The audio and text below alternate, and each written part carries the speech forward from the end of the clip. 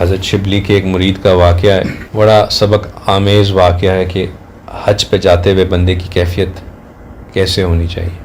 حضرت شبلی کا ایک مرید تھا، وہ حج کرنے گیا، بلکہ وہ خاموشی سے کچھ عرصے کے لیے غائب ہو گیا، پھر محرم کے میں کسی وقت واپس آیا تو حضرت نے پوچھا بھائی کہاں غائب تھے؟ اس نے کہا حضرت میں حج کے لیے گیا تھا۔ انہوں نے کہا بہت خوب، تو یہ بتاؤ کہ جب تم نے حج کا احرام پہنا تو تمہاری کیفیت کیا تھی؟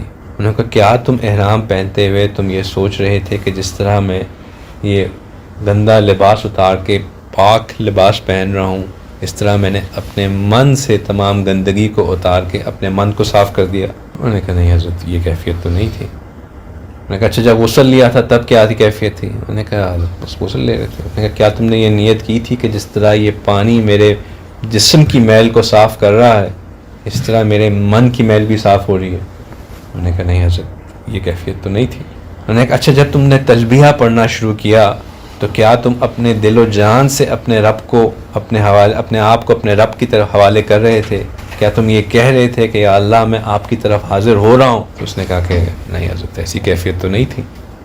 انہوں نے کہا اچھا جب تم نے طواف شروع کیا اور طواف کرتے ہوئے تم نے حجر اسود کو استلام کیا تو کیا تم نے اپنے رب کے ہاتھوں کو بوسہ دینے کی لذت محسوس کی؟ تو اس نے کہا نہیں حضرت ایسی تو کوئی کیفیت محسوس نہیں ہوئی مجھے۔ انہوں نے کہا اچھا جب تم ملتزم پہ لپٹے تو محبوب سے معانقہ کرنے کی لذت محسوس ہوئی؟ اس نے کہا نہیں حضرت وہ کیفیت بھی نہیں ملی۔ انہوں نے کہا اچھا یہ بتاؤ کہ جب تم نے غلاف کعبہ کو پکڑا اور دعائیں مانگی تو کیا تمہیں محبوب کے دامن کو پکڑ کر اپنی آرزویں پیش کرنے کی کیفیت محسوس ہوئی؟ انہوں نے کہا نہیں حضرت یہ بھی مجھے محسوس نہیں ہوا۔ انہوں نے کہا اچھا چلو جب تم رمل کر رہے تھے تو تم کیا رمل کرتے ہوئے فروا الی اللہ کی کیفیت تھی صحیح میں تمہارے جب تم اس گرین لائٹ میں تیزی سے گزرتے تھے تو کیا تمہارے اس وقت تو گرین لائٹ نہیں تھی خیر میں اس جگہ کی بتا کہ تمہارے اندر فروا الی اللہ کی کیفیت تھی؟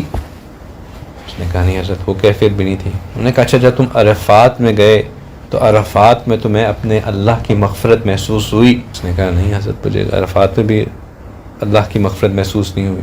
انہوں نے کہا جب تم مزدلفہ میں تھے تو کیا تمہارے اندر یہ عزم پیدا ہوا کہ میں اب سے تمام حقوق العباد کا خیال رکھوں گا اور اپنے اللہ سے بھی حقوق العباد کی خلاف ورزی پہ معافی مانگی؟ اس نے کہا نہیں حضرت ایسا بھی نہیں ہوا۔ انہوں نے کہا کہ اچھا یہ بتاؤ کہ جب تم نے منی میں آ کے واپس شیطان کو کنکریاں ماری تو تم نے کیا دل میں یہ ارادہ کیا کہ میں شیطان سے اب پکی دشمنی کرتا ہوں اور جس طرح میں یہاں اس کو کنکریاں مار رہا ہوں جب میرے دل میں وسوسہ آیا میں شیطان کو اسی طرح کنکریاں مار کے بھگاؤں گا؟ نہیں حضرت ایسا بھی نہیں ہوا۔ اچھا جب تم نے طواف زیارت کیا تو کیا تمہیں محبوب کی زیارت اور اس کی تجلیات کا دیدار نصیب ہوا؟ تو اس نے کہا کہ نہیں حضرت ایسا بھی نہیں ہوا۔ اب ایسے ہم جیسے بندے ہوتے وہ تو بیچارے کہتے کہ یار یہ تو حج ہی ضائع ہو گیا۔ تو حضرت نے اس سے کہا کہ دیکھو اگر تمہیں یہ نصیب نہیں ہوا اگلی دفعہ پھر حج پہ جانا اور ان نیتوں اور ان کیفیات کو پانے کے ارادے سے جانا۔